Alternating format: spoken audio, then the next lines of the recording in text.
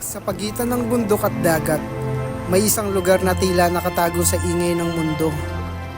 Welcome sa kwento ng lugar kung saan nagsisimula ang tunay na adventure.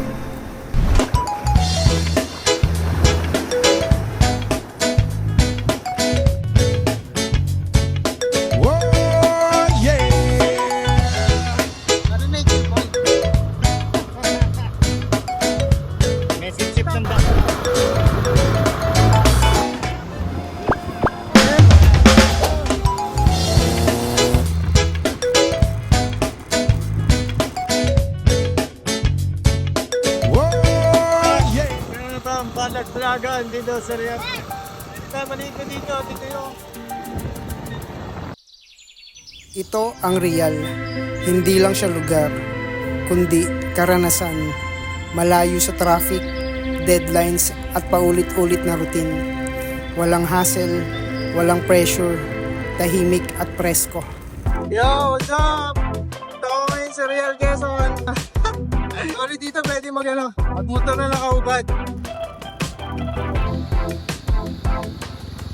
Sa dulo ng kalsada, kung saan ang bundok humahalik sa dagat, nahanap ko ang sarili sa gitna ng katahimikan at ingay ng alon. Walang wifi, pero konektado ako. Sa lupa, sa tubig, sa hangin, sa tao. Motor sa umaga, surfboard sa tanghali, skate sa hapon, at bonfire sa gabi. Ganito pala ang buhay na tunay. Simple, magulo, pero laging may saysay. Summertime is in on fire, celebrating the Irish sunshine bliss. Kahit na anong mangyari, enjoy mo lang.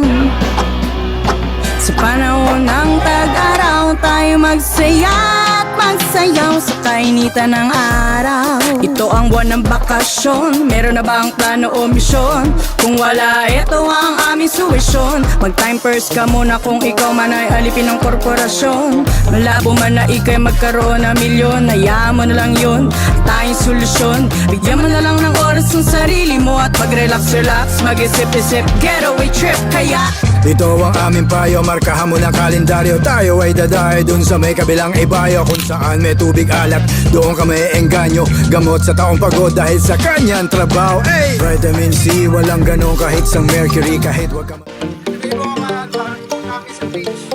Maligo. Swimming. Island boy.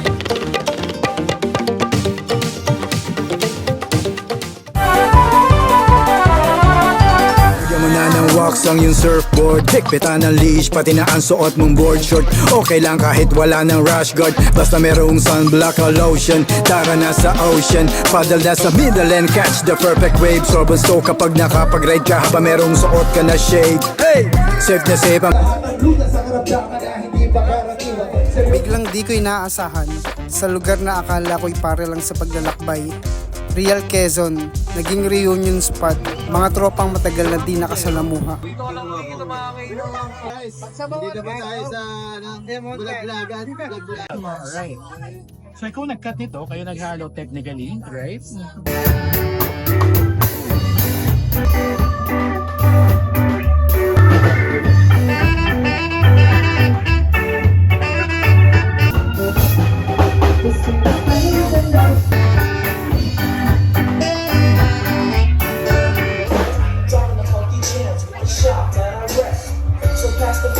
After a long night of partying, oras na para magpahinga at gigising muli bukas para gawin ang daily routine sa isla. To skate, surf, hanging with locals, and ride my vehicle. Just enjoy life and have fun.